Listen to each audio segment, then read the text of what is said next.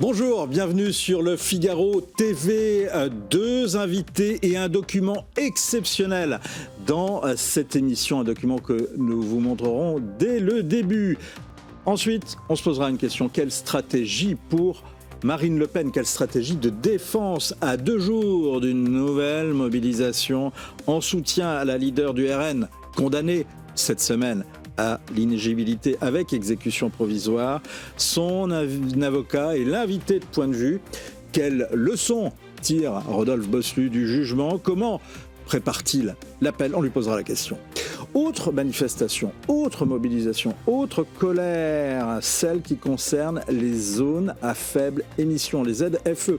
Un amendement est discuté dans cette semaine, mercredi prochain, pour supprimer ce dispositif entré en vigueur le 1er janvier dernier. Ceux qui sont en colère ont trouvé un porte-parole, l'écrivain Alexandre Jardin. Il se fait le porte-voix de ceux qu'il surnomme les gueux. Son point de vue également dans cette émission.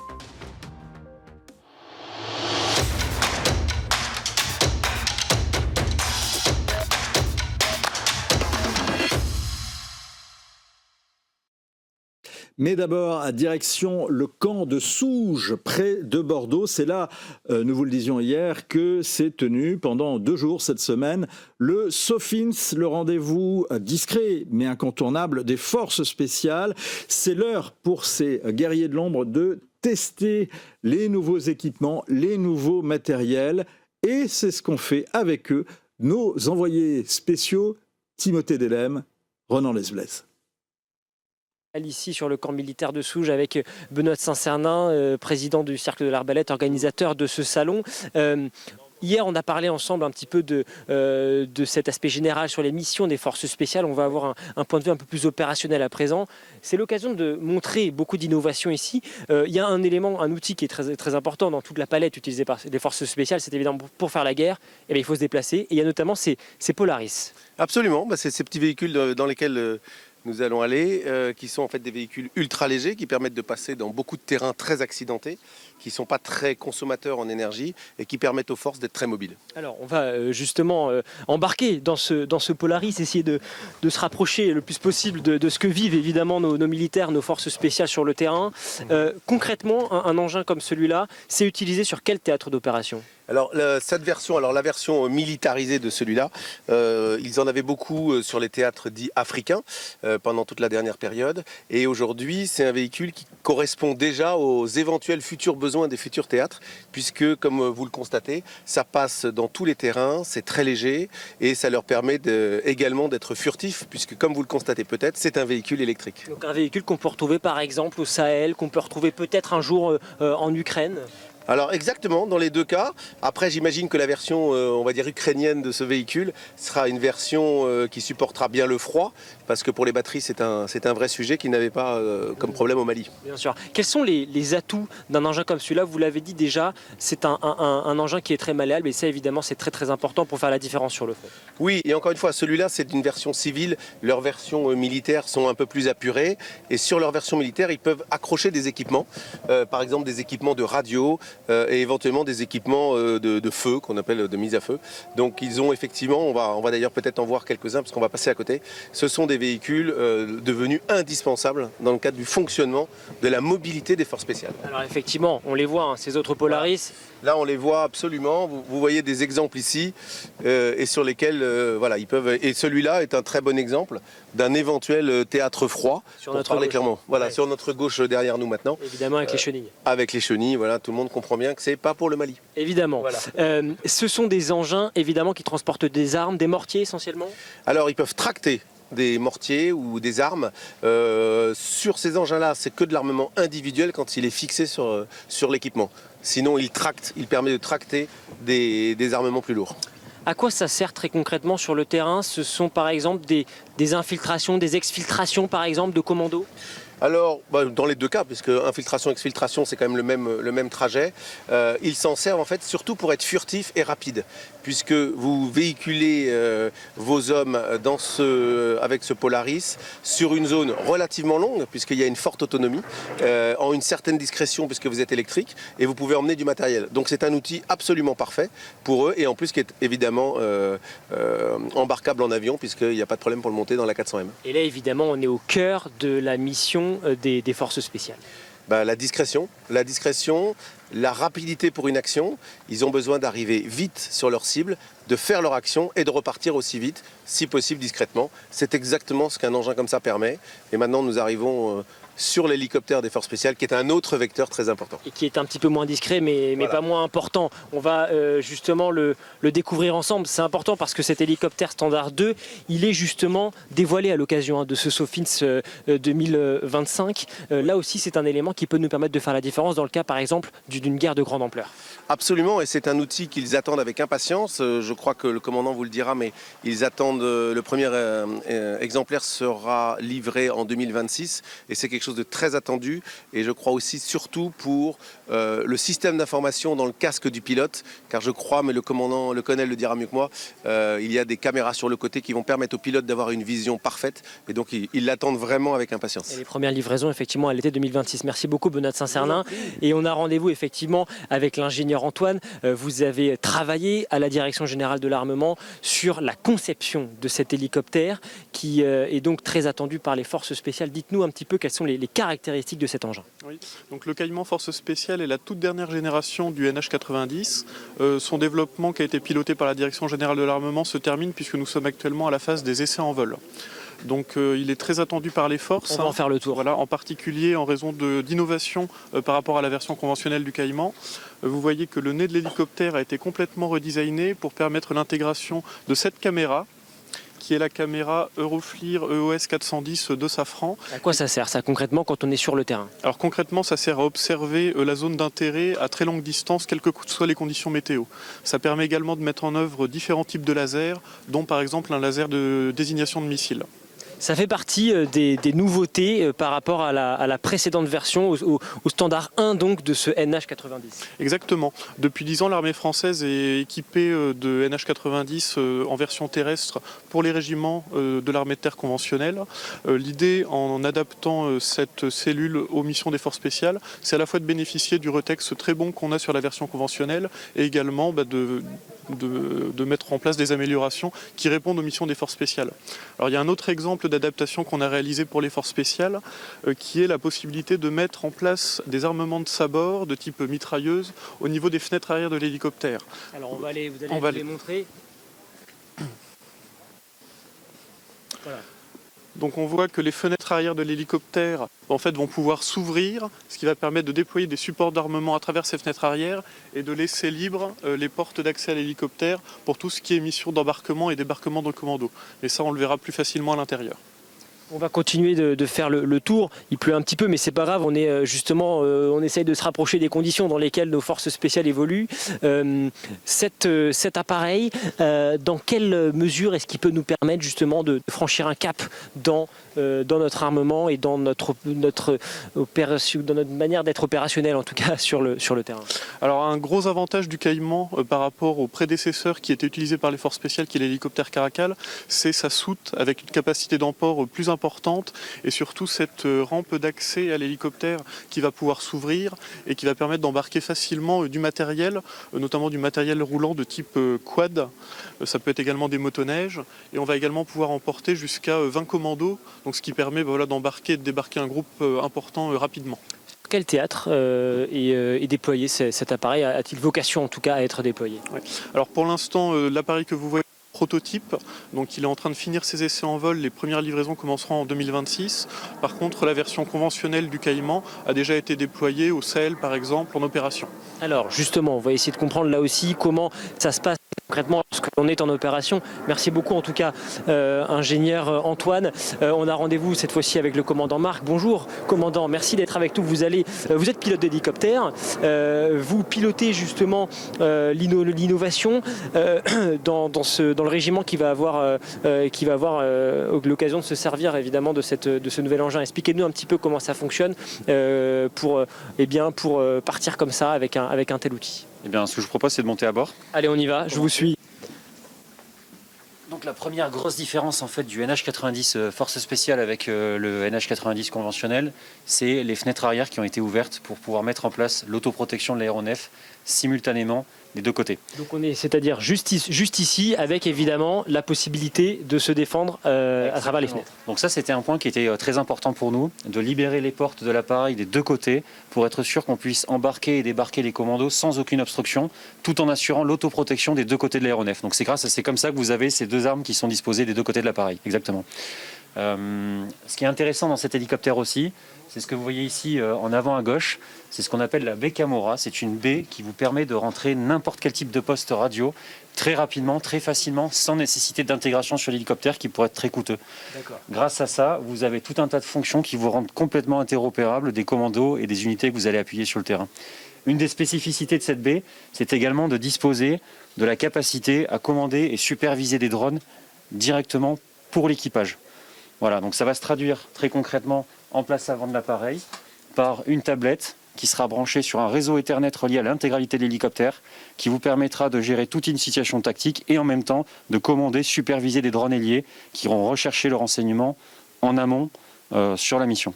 Et effectivement, les drones, c'est évidemment très très important et on le voit notamment avec la guerre en Ukraine. On rentre à combien dans un hélicoptère comme celui-là? Alors c'est variable en fait, ça va dépendre de la quantité de carburant que vous mettez, de l'élongation que vous allez rechercher, mais de manière très raisonnable, vous pourriez monter à 14-16 personnes.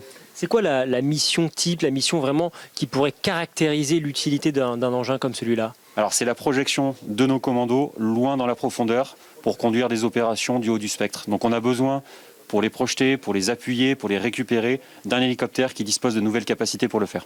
Il y a une autonomie pour un outil comme ça qui est limitée ou bien c'est quand même quelque chose d'assez important? Non, alors en fait vous avez une autonomie qui est très importante. Je pense que vous l'avez vu juste avant, on a la possibilité de rajouter des bidons à l'extérieur de l'hélicoptère et ça vous permet de voler pendant plusieurs heures. Ça vous permet d'avoir des allonges qui sont très conséquentes, bien au-delà des 1000 km. Donc c'est ça qui nous intéresse énormément dans les forces spéciales puisque les missions qu'on doit remplir, ce sont souvent des missions qui ont lieu très loin et potentiellement derrière la ligne de contact.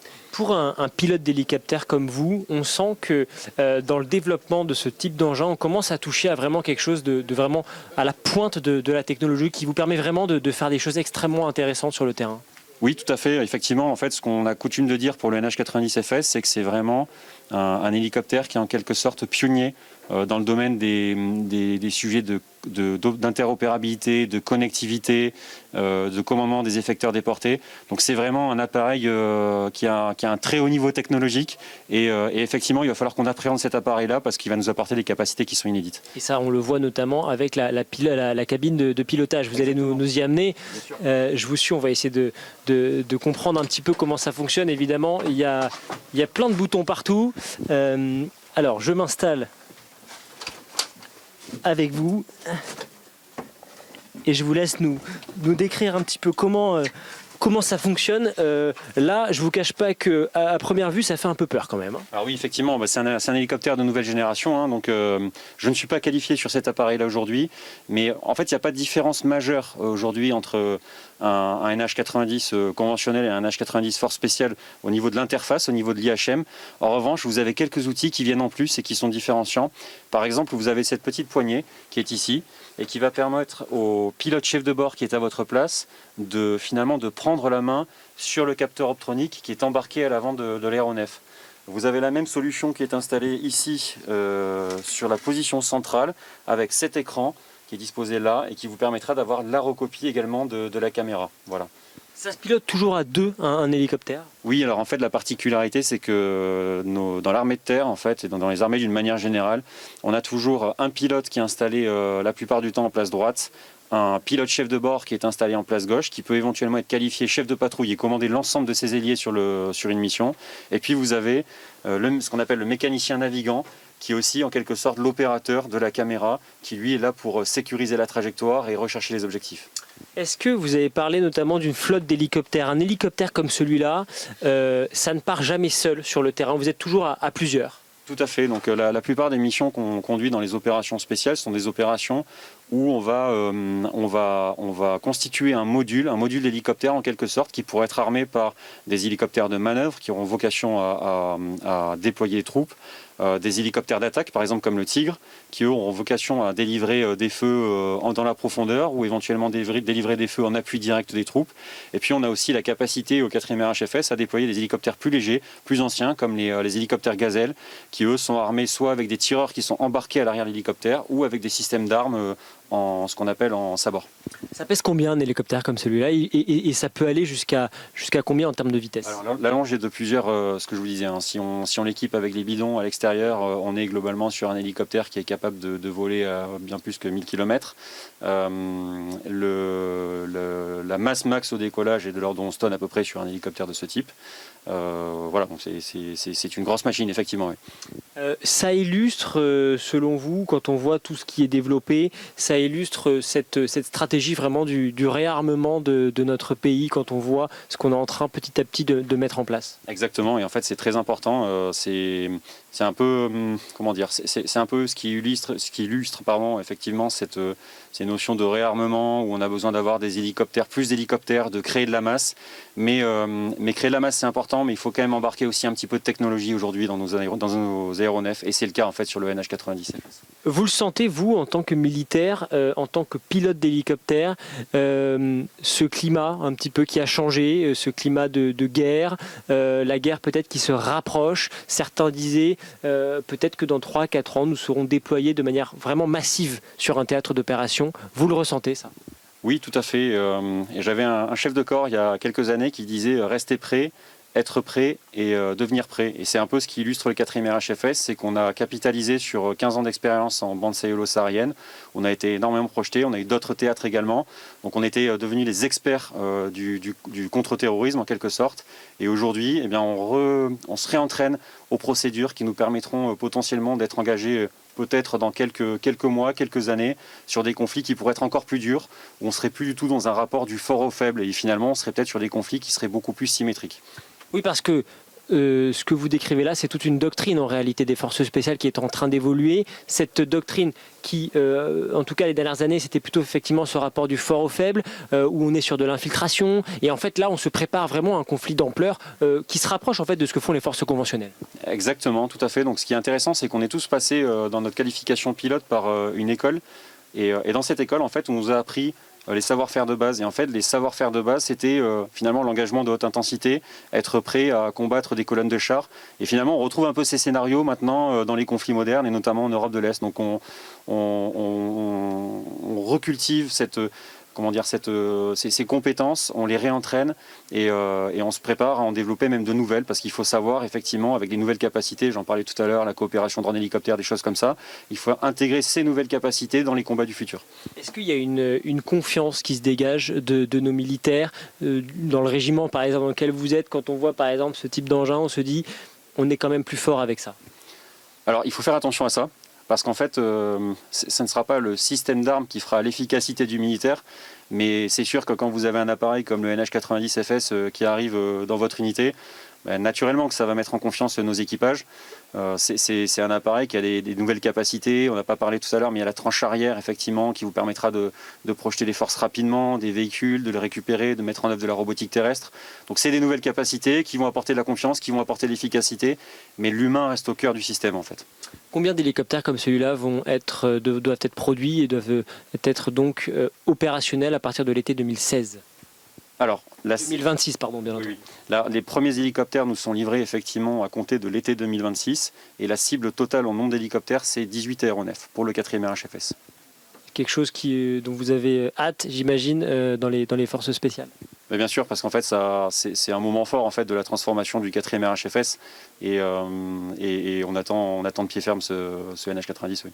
Merci beaucoup, commandant Marc. Voilà, on vous laisse avec ces images donc, sur cette cabine de pilotage, donc ce fabuleux hélicoptère qui va donc être livré à partir de l'été 2026 et qui devrait être ensuite déployé sur un certain nombre de théâtres d'opération. Merci Timothée Delem et merci à Ronan Lesbles pour cette plongée à l'intérieur de ce magnifique hélicoptère Caïman et cette rencontre avec les forces spéciales françaises. On va revenir maintenant sur l'actualité majeure de la semaine, la condamnation de Marine Le Pen à 5 ans d'inéligibilité avec exécution provisoire et également de la prison ferme avec sursis. On va y revenir avec son avocat. Bonjour, maître Rodolphe Bosselut. Bonjour, merci de m'inviter. Je vous en prie. Est-ce que ce jugement ne remet pas en cause votre stratégie ? Alors j'ai constaté, comme quand on parle de l'équipe de France, il y a 50 millions de sélectionneurs, j'ai constaté qu'il y avait en définitive aujourd'hui 50 millions d'avocats de Marine Le Pen et beaucoup de gens, notamment d'avocats de plateau et de salon, qui avaient d'autres stratégies. Ces gens-là ne connaissent pas le dossier, ces gens-là n'ont pas vu l'audience, et à mon avis, la stratégie que nous avons prise est la seule. Pour une raison très simple. Vous dites qu'ils ne connaissent pas le dossier. Un des reproches qui vous a été fait, qui vous est fait, c'est qui est fait à Marine Le Pen et au Rassemblement national, c'est d'avoir traité précisément ce dossier par le mépris. Il n'a pas été traité par le mépris. Du tout. Simplement, il a été posé une question depuis le début, dont je constate que cette question est également évoquée par M. François Bayrou dans son propre dossier. Le premier... Les assistants parlementaires. Les assistants parlementaires, bien sûr. La première question, c'est de savoir si l'incrimination de détournement de fonds publics peut concerner cette pratique parlementaire au Parlement européen qui avait droit de citer. Ça, c'est une première question. Et c'est la question qu'on a posée au tribunal. Il n'y répond pas. Ou il y répond en disant il n'y a pas d'emploi fictif, il n'y a que des contrats fictifs. Donc tout le monde est d'accord pour dire que les assistants ont travaillé. Tout le monde est d'accord pour dire qu'il n'y a pas d'enrichissement personnel. Tout le monde est d'accord pour dire que, manifestement, le RN, le MoDem et d'autres partis, y compris jusqu'en Espagne, Podemos, agissaient de la même façon. Mais, subitement, la règle change et on nous dit que c'est constitutif d'un détournement de fonds publics. C'est quoi un fonds public ? Subitement, la règle change, mais ces assistants parlementaires étaient censés travailler pour les députés européens, pour lesquels En fait, c'est quoi ? C'est une dotation qui est donnée à des députés pour qu'ils exercent leur mandat. Cette dotation est donnée à des assistants qui sont des assistants parlementaires locaux. Ils ne sont pas à Bruxelles, ils ne sont pas à Strasbourg, ce n'est pas leur place. Ils sont sur le territoire de l'élection du député qui lui-même est élu sur une liste d'un parti. Et on me dit, parce que ces assistants ont travaillé à l'appui du travail du député, ils ont en définitive travaillé pour le parti. Oui, mais vous avez des gens comme par exemple Thierry Légier, qui est le garde du corps de Marine Le Pen. C'est pas un assistant parlementaire local dans la circonscription de Hénin-Beaumont. Mais vous voyez, les choses sont beaucoup plus compliquées que la présentation, mais que je comprends, qui peut choquer ou un peu caricaturale. Pourquoi ? Parce que dans les textes européens qui donnent la limite droite et la limite gauche de ce qu'on peut faire, il n'y a aucune prohibition, et mieux encore pour Thierry Légier. Il est indiqué qu'un chauffeur peut être embauché sous le statut de l'assistant parlementaire. Dites-moi bien... C'est plutôt garde du corps, d'ailleurs. Et oui, non mais un chauffeur. Je dis donc un garde du corps. Le chauffeur, il amène le député de l'endroit où il arrive, je ne sais pas, où il part, de sa circonscription, jusqu'au lieu de l'Assemblée. Le garde du corps, il rentre à l'intérieur. C'est quoi la différence ? Hier, sur notre antenne, à votre place... Oui. Donc un avocat qui n'était pas un avocat de salon, mais qui était un avocat général, certes honoraire, mais réputé et reconnu, Philippe Bilger, est revenu à notre demande sur votre stratégie. Et voici ce qu'il en a dit. On y revient juste après. Le Rassemblement national pouvait développer sa thèse principale qui était de dire les assistants dépendent du député et ne relèvent pas du Parlement européen, puisqu'apparemment cette thèse, elle a été rejetée par le tribunal, mais il aurait dû offrir par exemple une petite issue de sortie au tribunal en disant beaucoup ont agi comme nous, on a peut-être commis des erreurs, on a été de bonne foi. Et ça, à aucun moment, et c'est dur d'accepter d'offrir à un tribunal une toute petite porte de sortie. Je pense que ça aurait facilité un jugement, je dirais, plus équilibré. Alors, pourquoi ne pas avoir offert cette porte de sortie ? Mais alors, je regrette que Philippe Bilger soit pas venu à l'audience, parce que c'est exactement ce qui a été plaidé. Il n'y a pas d'entêtement. Ce que je constate, simplement, c'est que, qu'est-ce qui a été dit à l'audience ? La chose suivante, les règles n'emportait pas prohibition, c'était une pratique généralisée, le Parlement était lui-même informé, y compris de la réalité du travail de Thierry Légier, il ne l'a jamais dénoncé. Tout ça a été dit, et nous étions de parfaite bonne foi. Le point de départ, c'est quoi ? Le point de départ, c'est une plainte déposée par le président Schulz. Martin Schulz, qui est le président social-démocrate. Ouais. Déposée allemand. Uniquement contre le RN. Et si il y a des poursuites aujourd'hui à l'encontre du MoDem et où... Parce qu'une eurodéputée RN, Sophie Montiel, à l'époque, qui a quitté le parti, pas une plainte avait directe. justement dit que c'était une pratique qui était répandue dans d'autres partis, notamment le parti du Premier ministre, ou chez Jean-Luc Mélenchon. Et y compris en Espagne, en Pologne, etc.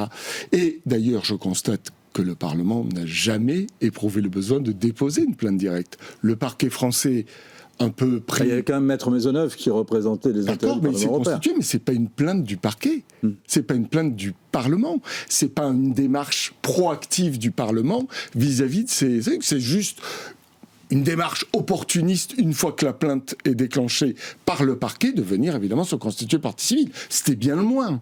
Mais ce que je veux dire par là... C'est bien le moins. Oui, c'est bien le moins à partir du moment où vous avez déposé une plainte contre un des partis, quand après les autres sont poursuivis, vous n'avez pas trop le choix que de venir vous constituer partie civile aussi. Mais ce que je veux dire, c'est que le reproche, initialement, il n'est dirigé que contre le RN, pour des pratiques totalement identiques. Ça interroge, voilà, c'est tout. Et quelle est la réponse à cette interrogation ? Cette interrogation, c'est que j'ai le sentiment que on fait, si vous voulez, une application très arbitraire de règles que l'on ne reproche qu'à un seul parti, à défaut de l'avoir reproché à l'ensemble des partis. Le politologue Benjamin Morel, qui a justement également observé ce jugement et également vos plaidoiries, et qui est quelqu'un, peut-être pas de pénaliste, il le dit lui-même, mais en tous les cas un observateur avisé et un grand connaisseur de la Constitution, dit dans Le Point, le RN adopte une stratégie défensive essentiellement fondée sur le déni, affirmant qu'il n'y a aucun problème et qu'il a parfaitement respecté la loi, que le problème ce sont les juges. Et il dit, cette stratégie est maladroite car elle empêche le parti de s'engager dans une réflexion nécessaire sur la pertinence des règles existantes et sur la possibilité d'envisager des modifications législatives. Qu'est-ce que vous lui répondez ? Ça, c'est surtout au parti de lui répondre. Moi, je ne suis pas en charge aujourd'hui des députés européens du RN. Je constate simplement que qu'est-ce qui est en cause dans ce dossier ? En fait, c'est l'impossibilité pour un parti minoritaire, comme il l'était à l'époque, de constituer un groupe et de bénéficier de tous les avantages et de toute la structure qu'offre la possibilité d'un groupe parlementaire européen. Les députés RN étaient non inscrits. En fait, ils ont fonctionné comme un groupe. Ils ont mutualisé des parlementaires, des assistants pour plusieurs députés. Ils ont exactement fonctionné de la même façon, mais sans pouvoir prétendre, au regard des règles de constitution d'un groupe, d'un nombre suffisant, l'impossibilité de réunir autour d'autres députés, d'autres nationalités, je crois qu'il en fallait de 7 nationalités, etc. Mais en fait, il n'y a pas de position jusqu'au boutiste. Il y a juste une explication au tribunal que, à un moment donné, et sur une période, excusez du peu, qui remonte quand même à 20 ans, on a remonté les poursuites en 2004. et on nous demande de justifier en 2004 du travail de certains assistants parlementaires. Enfin, moi je veux bien, mais il arrive un moment, il faut aussi raison garder. C'était juste il y a 20 ans, oui. Il y a 20 ans, si je vous demande ce que vous faisiez il y a 3 mois, à la date du 3 janvier, peut-être le 3 janvier vous saurez, mais le 3 septembre ou le 3 octobre, voilà, très bien. Vous avez, il y a 20 ans, bon, non, il faut être sérieux. Est-ce que vous contestez le reste de la condamnation ? Mais bien sûr, on conteste la culpabilité, c'est-à-dire nous, ce qu'on dit. Et vous restez aujourd'hui sur la relaxe ? Mais c'est évidemment la position des prévenus, c'est-à-dire au moment où ils ont embauché ces assistants parlementaires, et nous ne contestons pas les faits, nous ne contestons pas ce qui a été établi par les investigations policières. Nous disons simplement qu'au moment où ces assistants... Vous contestez la qualification. Exactement, où ces assistants ont été embauchés, ce n'était pas constitutif d'un délit. Et ça, mieux encore, en tout état de cause, les députés ne pouvaient pas avoir la connaissance qu'ils commettaient une infraction. Pourquoi ? Parce que les règles qui encadraient l'usage de ces assistants parlementaires ne portaient pas la prohibition que semble aujourd'hui présenter comme une évidence la poursuite. Vous reprochez en fait à la 11e chambre du tribunal correctionnel finalement d'avoir surinterprété les textes et les règlements du Parlement européen. Je reproche au jugement d'avoir, d'une certaine façon, fait litière de cette argumentation qui est importante. Peut-on considérer... Ça, chacun a son rôle. Non, mais bien sûr. Que vous soyez contrarié, qu'ils aient pas reconnu vos arguments, ça je le comprends. C'est dans l'ordre des choses, je bien sûr. Mais ce que je veux dire par là, moi, ce qui me choque beaucoup, c'est que cette décision dise, parce que il y a un système de défense qui est quand même ultra classique, c'est-à-dire de contester sa responsabilité et de contester la qualification, de contester éventuellement, d'opposer un moyen de prescription. Tout ça est mis au débit des prévenus. C'est-à-dire qu'en fait, si je comprends bien, la seule issue, et c'est ce que dit un peu entre les lignes Philippe Bilger, la seule issue eût été d'aller à Canossa. Enfin, je suis désolé, mais quand vous n'avez rien commis et que vous n'avez pas l'intention, ni même la moindre intention délictuelle de commettre une infraction, pourquoi faudrait-il que vous vous présentiez avec la corde au cou ? Maître Bosseluis, ça vous a vexé ce que disent les magistrats sur votre stratégie de défense ? C'est pas que ça me vexe, parce que ma vexation ou mon orgueil blessé ou mon amour-propre froissé, on s'en fout. C'est pas ça la question. Mais ça peut exister chez un avocat, chez des grands avocats. Ça existe, je pense, chez toute personne, avocat ou pas avocat. C'est pas la question. Chez les grands plaideurs, notamment pénalistes, ça peut exister. Mais c'est pas la question. La question, c'est pas celle-là. Ce que je trouve plus problématique, c'est qu'on infractionnalise en quelque sorte, ou on incrimine le système de défense. C'est quand même assez inédit. C'est-à-dire, c'est parce que vous êtes défendu comme ça qu'on va taper comme des sourds. Mais non, c'est s'il y a une infraction et que vous expliquez qu'il existe un vrai risque de récidive qui objectivement existerait dans telle et telle situation que vous pouvez... C'est ce que vous allez plaider en appel. Mais c'est évident. Mais vous vous rendez compte que quand même, la récidive, elle trouve son siège dans la décision, dans le fait que nous contestons l'infraction qui est commise. C'est quand même assez... Moi, je le dis à tous les autres avocats pénalistes qui ont autant d'amour-propre que moi, c'est un vrai sujet. C'est un vrai sujet. Qu'est-ce qu'ils vous répondent ? Les avocats, moi, les avocats que je vois, et j'ai vu qu'il y a certaines tribunes qui ont été publiées, je pense à celle, par exemple, du bâtonnier Basile Adair, c'est un peu une forme de consternation. C'est-à dire que si, dans l'appréciation de la récidive et de la dangerosité de votre client, vous faites entrer la stratégie de défense et que vous portez un jugement subjectif sur la stratégie de défense, on est, je pense, dans une situation un peu étrange. Vous aimeriez que le bâtonnier, d'ailleurs, monte au créneau sur ça ? J'ai vu qu'il y avait pas mal de pétitions pour légitimement s'inquiéter des menaces portées contre les magistrats, très bien, et c'est juste, et c'est bon de le faire.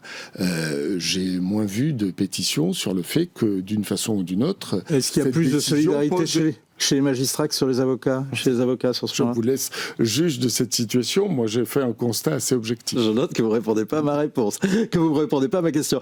Est-ce que vous allez rester... D'abord, question sur le procès en appel.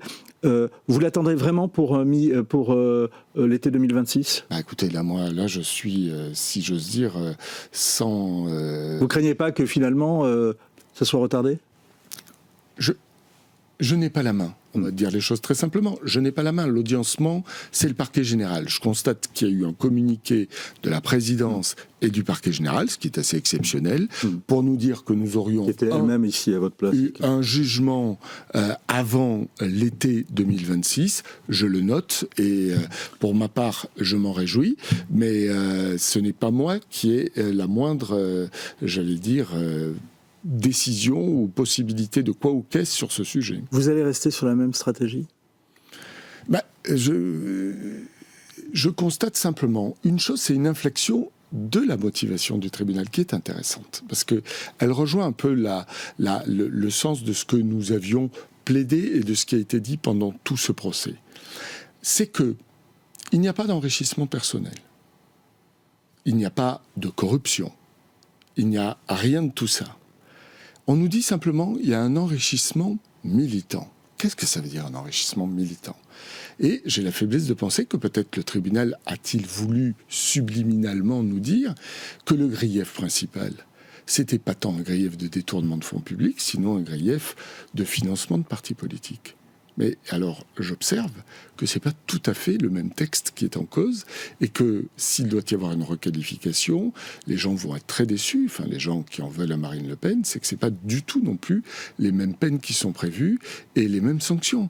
Donc, vous voyez, on voit que chemin faisant, le tribunal lui-même évoque une situation qui n'est pas totalement celle du détournement de fonds publics. Est-ce que vous allez déposer une question prioritaire de constitutionnalité ?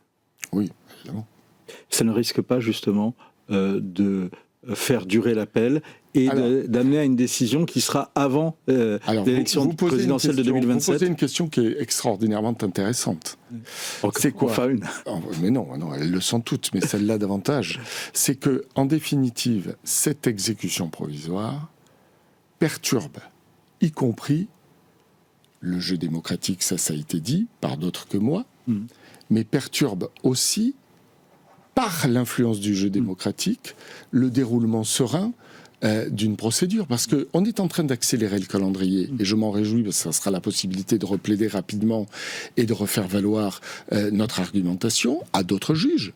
Mais en même temps, comme vous le soulignez, toutes les initiatives procédurales seront peut-être pas bonnes à prendre, parce qu'elles risque de freiner. Vous allez la déposer pour être très clairement, du fait de cette exécution provisoire, mis à notre corps défendant dans une seringue.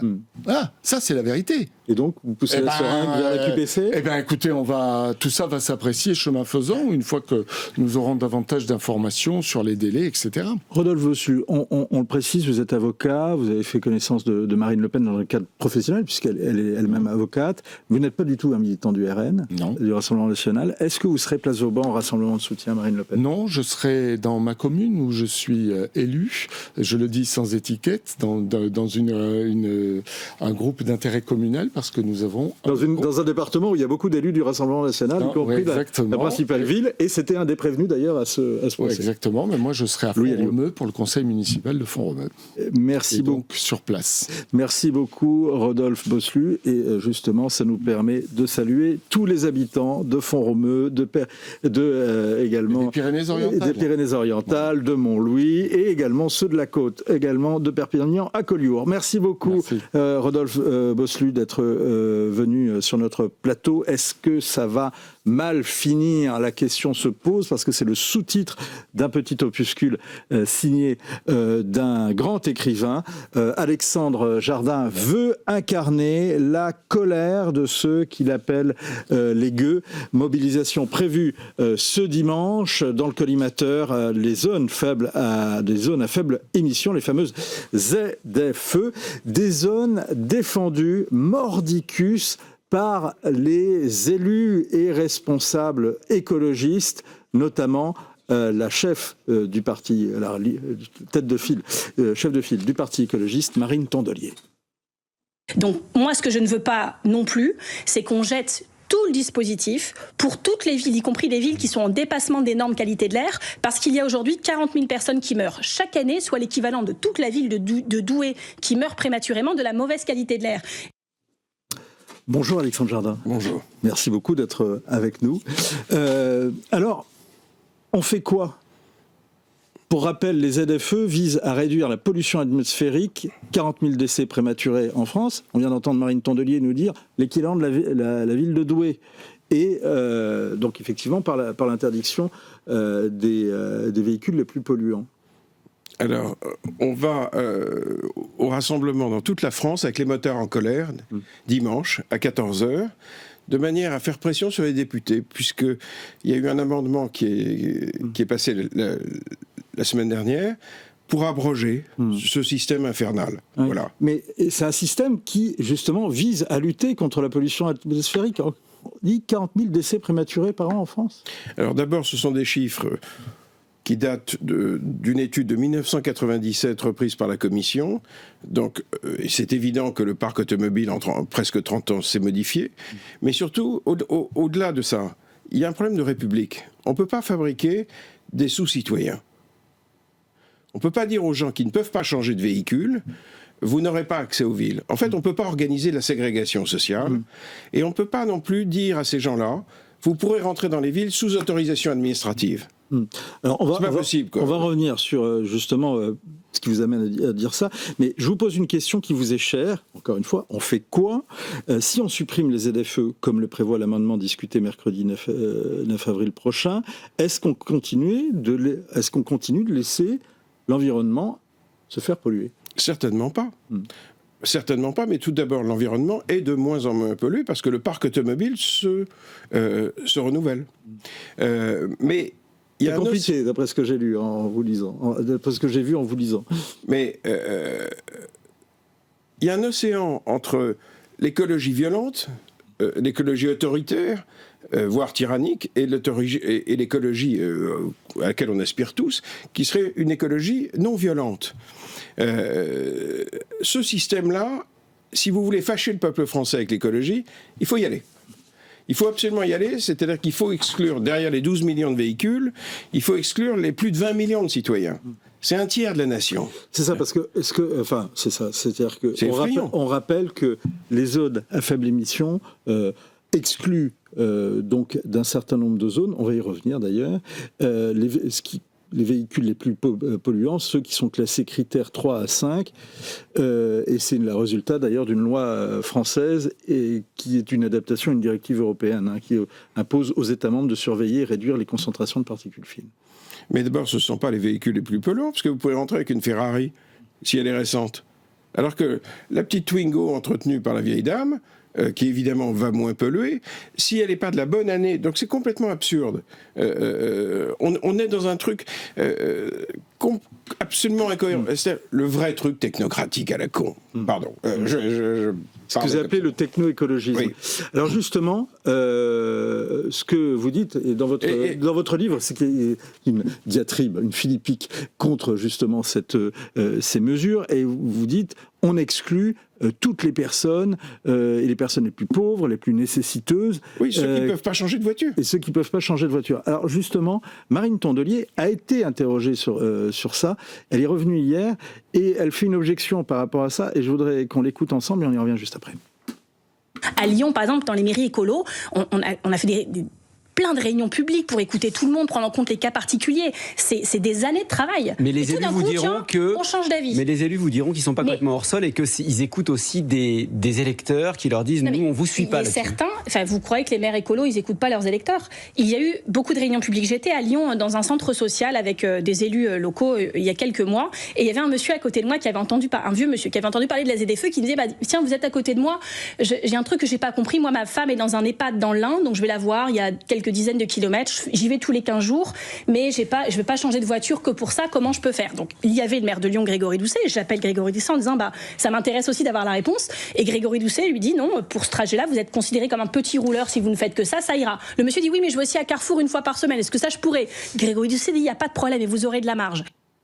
Donc on devrait pouvoir trouver des solutions, non? Ça s'appelle l'enfer, ce qu'elle décrit. Ah bon, oui, l'enfer. parce que ça veut dire que vous passez d'un état de liberté à un état sous contrôle administratif. Ça veut dire qu'il faut lever le doigt, puisqu'ils ont tout prévu, ils ont prévu des passes-gueux. Ça veut dire que le gueux, pour pouvoir s'infiltrer en territoire prospère... Ce que vous êtes en train de dire, c'est qu'il y a un système qui est... inégalitaire. Grosso modo, mais inspiré du pass sanitaire, en fait. C'est ça. Sauf que c'est réservé aux pauvres et aux classes moyennes qui n'ont pas les moyens de changer de véhicule. Donc, il y a une espèce d'inégalité. Il y a des gens qui n'ont pas de véhicule et qui sont pauvres, mais qui n'ont pas de véhicule. Ceux-là ne sont pas concernés. Oui, mais en zone rurale, comment on fait? Il y a un tiers du peuple dans les zones rurales. Ils ont très très peu de bouches de métro dans les villages. Donc, alors là, cette gentille dame, elle dit, oui, mais on a tout prévu. Il y aura des passes-gueux. Et donc, elle n'a pas dit des passes-gueux. Non, mais le peuple dit ça. Sur les réseaux sociaux. En tout cas, c'est le mot d'ordre que vous avez lancé avec un hashtag d'ailleurs. Alors, c'est même pas un mot d'ordre. Le hashtag est né tout seul. J'ai simplement fait de la provoque sur un premier tweet, le 31 décembre, et j'ai dit on s'en fout, c'est des gueux. C'est-à-dire qu'en fait, c'est la quintessence, ce que cette dame défend, du mépris social.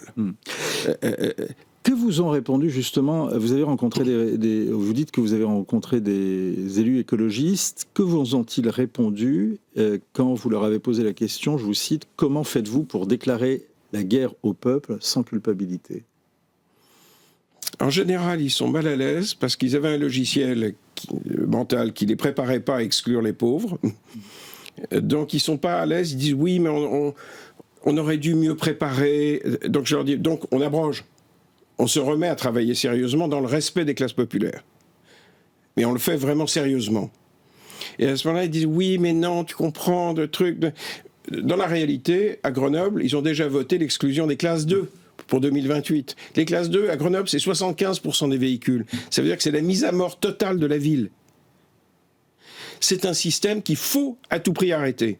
Pendant qu'on est en train de parler, les appareils photo qui vont lire les plaques de manière automatique sont en train d'être installés. Donc on se réveille maintenant. On bloque ça à l'Assemblée nationale la semaine prochaine et on participe aux manifestations ce dimanche. Parce qu'ensuite, la mécanique, ensuite vous prendrez les PV, ensuite les infirmières, comment elles iront travailler? C'est un système... Elles seront autorisées, les infirmières. C'est ce que dit la entendre Marine Tondelier. Alors ça veut dire que... mais tous ces malades, c'est une folie de vouloir créer en France un système de dérogation administrative. Mais vous vous rendez compte de l'irrespect de la dignité des gens?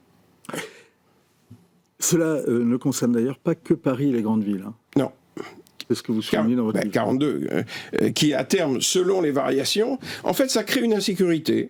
Ce qui fait que aujourd'hui, si vous essayez de vendre une voiture classe 3 ou classe 4 en occasion, elle a perdu sa valeur. Avant de voir justement la paupérisation que ça provoque pour les... Il y a un problème social énorme. Que ça provoque également pour les propriétaires de véhicules. Mais ce que vous dites, ça qui est intéressant, parce que ça c'est quelque chose qui a échappé, c'est que quand on entend zone à faible émission, d'abord on a pensé que c'était Paris, ensuite que c'était les grandes agglomérations, et en fait on se rend compte que ce sont des zones qui concernent les grandes villes, mais pas seulement. Et Pau, en vous lisant, ça vous concerne, grande ville, mais ça concerne également, vous dites, des portions d'autoroute. Voilà.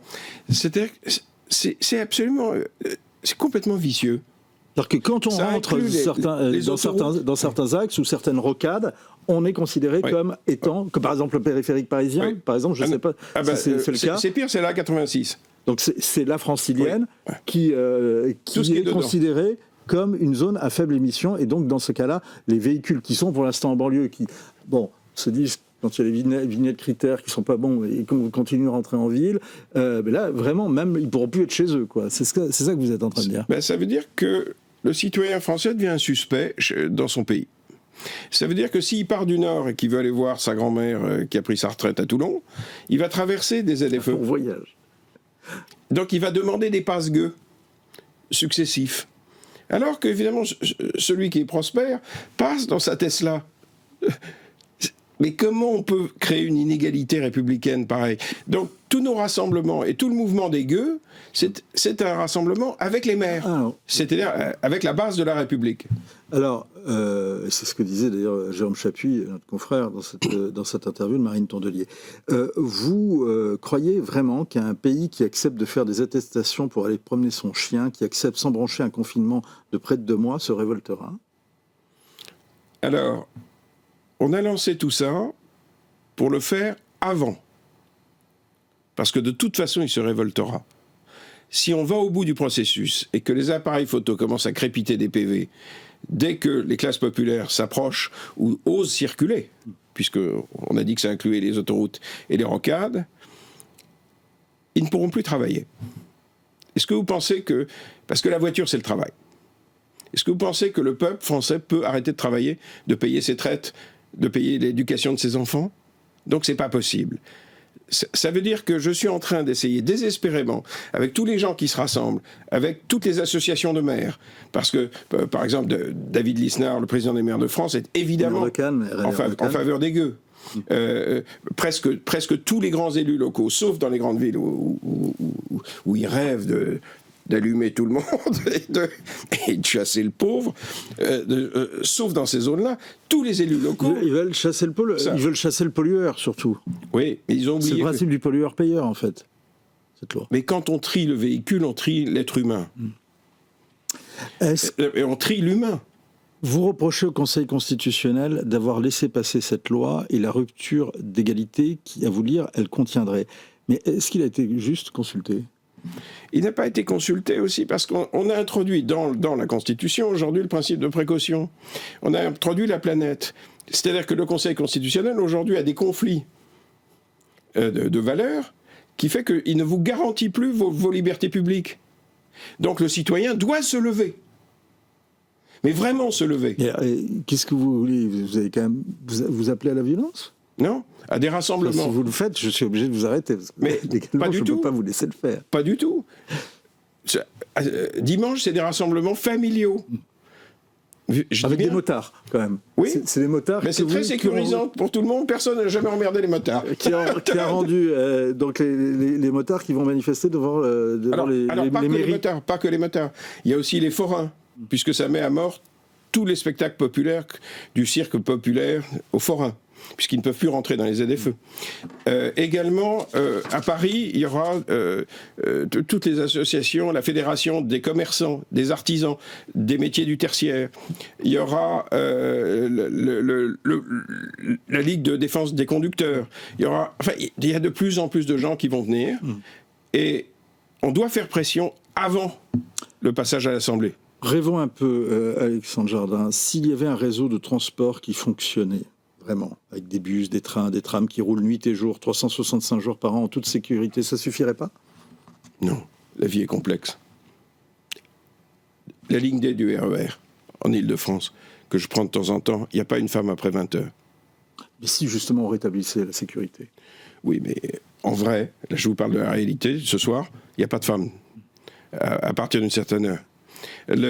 Parce que c'est on a une pensée d'ailleurs pour Anne-Laurent Schmitt, qui avait été tuée dans le RERD dimanche, en journée. Bon, ça, c'est le réel. Donc, gouverner, ça consiste quand même à tenir compte des êtres humains réels, pas d'un délire. Nous n'avons pas de mauvais gouvernants, dites-vous, mais nous avons un mauvais système. Oui. Qu'entendez-vous par là? C'est pour ça que j'ai écrit ce livre. C'est un livre sur la déconnexion. Ouais. Mais qu'est-ce qu'il y a de mauvais dans ce système? Et quel système est mauvais? Tant que nous n'aurons pas, et tous les maires et les associations de maires et les présidents de région qui nous rejoignent, et il y en a de plus en plus, de Vauquier au président du Nord, d'Île-de-France, ils viennent tous. À peu près tout le monde commence à vraiment comprendre que tant qu'on n'a pas une démocratie directe qui vient compléter la démocratie représentative, nous n'aurons pas de possibilité de reconnecter ce pays. Donc on aura tous les 6 mois un truc qui tombera du haut de la bureaucratie. Il faut absolument arrêter cette machine verticale, cette machine déconnectée. En Suisse, le citoyen peut faire des votations d'initiative populaire. Donc il peut s'exprimer. Et là, vous dites que vous tenez compte de la réalité. Aujourd'hui, c'est pas possible de faire ou quasiment pas possible de faire un référendum d'initiative populaire ou d'initiative citoyenne? Alors, ce que je dis, parce que j'essaie d'anticiper un peu, et je parlais hier avec des membres du gouvernement, en leur disant, attendez, vous êtes conscient de ce que vous êtes en train de provoquer? Quand vous allez allumer, il y aura une révolte. Mon idée, c'est que si elle vient, on l'encadre avec les maires de France, avec la base de la République, pour que ce peuple qui sortira... Qu'est-ce que vous ont dit les ministres? Ça sera ma dernière question, parce qu'il faut qu'on termine là. Celle que j'ai eue un moment en face de moi, quand je lui ai dit est-ce qu'elle était consciente qu'elle faisait perdre la valeur des voitures au peuple, elle a devant moi décroché son téléphone pour demander de combien était la décote. Il ne l'avait pas évalué. Les gueux, c'est chez Michel Lafon, ça va mal finir, ça c'est le sous-titre. Ce qu'on n'espère pas en tous les cas, c'est d'Alexandre Jardin, et c'est très très intéressant. Merci beaucoup. Et donc, manifestation ce dimanche. On suivra toutes les manifestations et tous les rendez-vous politiques d'ailleurs sur le site du Figaro en direct. Ce sera à suivre à partir de 15h ce dimanche. D'ici là, vous restez avec nous. Bon week-end sur le Figaro TV.